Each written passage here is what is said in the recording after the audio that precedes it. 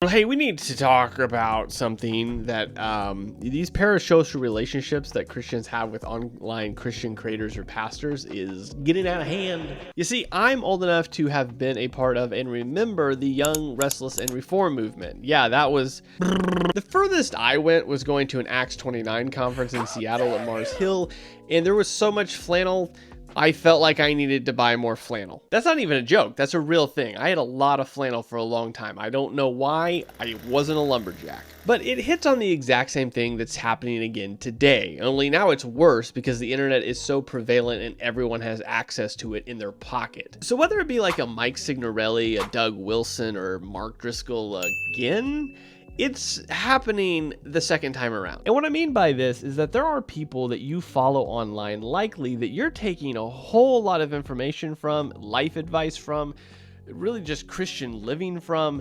And it's not that it's bad, it's just that there's better people to get this from. Here's the question I have for you.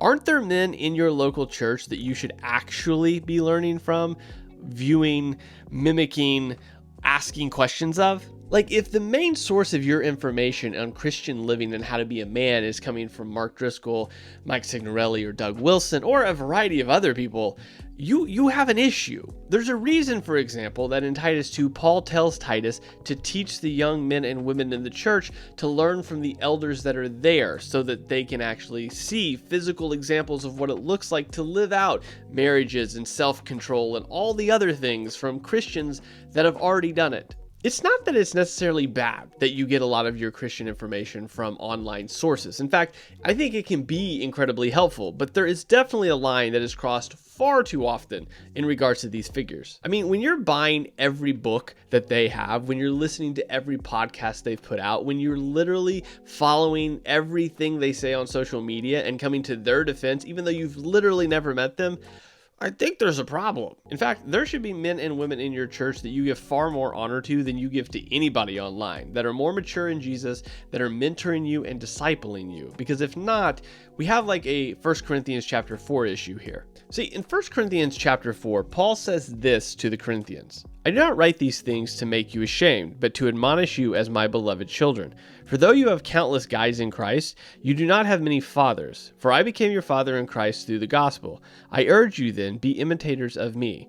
That is why I sent Timothy, my beloved faithful child in the Lord, to remind you of my ways in Christ, as I teach them everywhere and in every church. Now, when Paul talks about guides in this context, what he's talking about are people that usually would help out the family with the children. They would take them to school, they would bring them back, they would do their homework with them, but they were replaceable people. They were people that were not a part of the family, they were just helping the child out, but the father, however, was irreplaceable. He was the one that was leading the family. And Paul likens himself to that father in the faith, basically saying that there are people in Corinth that are very helpful and are doing good, but they are not necessarily the ones that led these people to Jesus. Within the local body of believers, we should be discipling and being discipled. There should be elders in the faith around us helping us walk in the ways of Jesus and living that out for us so we can mimic it. There should be people that we can go to and ask the questions that maybe we don't know the answers to, rather than going to Google or looking to our favorite Christian influencer. In fact, right now, I think Paul would probably say something very, very similar. You have many YouTube influences, many Christian pastors online that you listen to, but you have very few fathers in the faith. I mean, just think about it for a second. Whenever an issue comes up or a question about faith pops into your head, where do you go first? To the internet or to your local church? I think that tells you everything you need to know about your situation currently. So what should you do? Well, I think the first thing is to acknowledge that your brain is not wired the way it should be in regards to seeking out Christian influences. The second is rather simple too. Seek out people in your local church to be mentors or disciples. And I know this may seem like a really hard task, especially if you're in a church that doesn't have a lot of people or doesn't have it built into sort of the life of the church.